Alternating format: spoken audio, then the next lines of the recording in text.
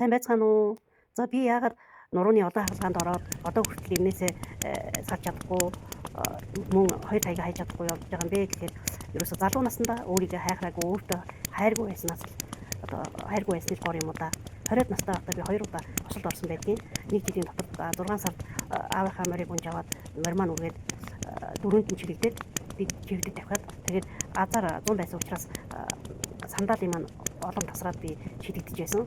Хоёрт нь болохоор том 30 машины сууж явж байгаад миний талын дугуй нь том хөө ороод хаалган гогоод маш хурдтай явж байсан машинаас ингээд унжсэн. Одоо үүний улмаас л миний нуруу муудсан болов уу гэж би боддог. Тэгээд ерөөсө хайхгүй яваад хүн юм өргөөл ерөөсө өвцөн үед нэг юм уучаад бүр ингээд бүр атигаад бүр нуруу маань бүр дээш өндөх болсон үед нь янз бүрийн халуун жимийн тавьж инээдгээ болж ингэж байсаар хагаад бүр муутаад тэгээд 40 настай байхдаа гарын насныхаа үед ерөөсө бүр хэцүү байдалд ороод хаалганд орж ирсэн байнамаа.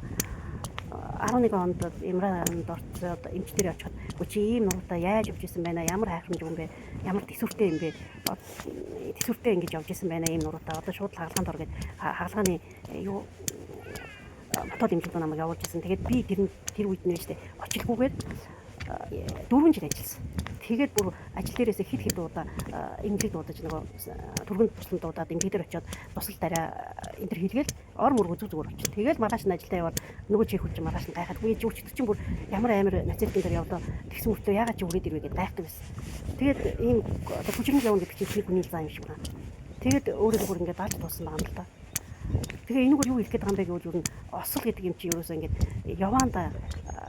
яваанда олон жил ингээд болох тусмаа тэр чинь ингээд өрөвсөөд одоо явуулдаг юм байна гэдгийг учраас одоо бас их суудаг улсууд бол нуруунд маш мөн байна лээ шүү. Тэгээд нуруу нь өвдөж байгаа энэ улсууд ерөөсөө л одоо юу хийх вэ гэвэл булчингаа чангаруулах, дасгал, хөдөлгөөн, талхалт ерөөсөө спортоор хичээллэх чухал. Хэрвээ та ерөөсөө эрүүл байг юу ерөөсөө хөдөлгөөн л маш чухал юм байна гэдгийг одоо энэ биеэрээ ерөөсөө мэдрэж авч байна.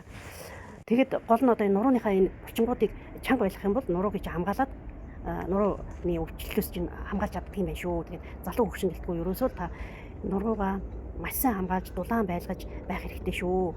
Тэгээд энэ өвдөг улсуудад ч гэсэн би хэлэхэд манай төрсөн ихч маань одоо 70 бараг 40 явж байгаа ихч байгаа. Тэр маань одоо 30 бараг 5 6 тагаас өвдөл бүр 8 давхар руу гарах гэж явах хийгээд бүр гарч чаддгүй нэгдүгээр хороолт заримдаа ихвчлэн нөгөө лифтэнд тасарчдаг юу ажилтгүй тэгээд дээшээ явах гэж бүрств хөлнийх нь 2 өдөр аягүй хэцүү байдаг байсан. Тэгээд ерөөсө алхасаар хагаад одоо бүр явах юу өвдөг нь бүр ерөөсө өвдгөн байсан. Алхалт ерөөсө маш сайн юм байлээ шүү. Алхалтаар ер нь өвчин болгоно идэгэн одоо жин хасгаж байгаа улсууд хүртэл ингээд сайхан эрүүлэр жин хасдаг юм байна.